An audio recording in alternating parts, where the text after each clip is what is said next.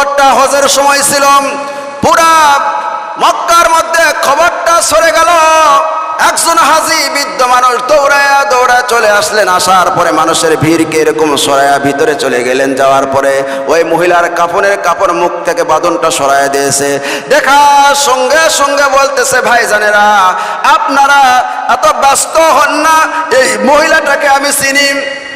এই মহিলাটা কি করি আমি চিনি। সবাই ভাবতেছে যে এই মানুষের চোখ অজান্তেই, মানুষের অগোচরে তার কোনো আত্মীয় মারা গেছে, হজ করতে আসছে, এই বেটা রাত্রিবেলা কি করছে, এর মাটি দিছে।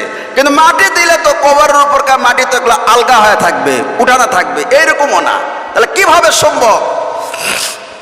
সেই সময় বলতেছে, ভাইজানেরা এই মহিলাকে আমি চিনি। বলে তুমি কেমনে চিনো?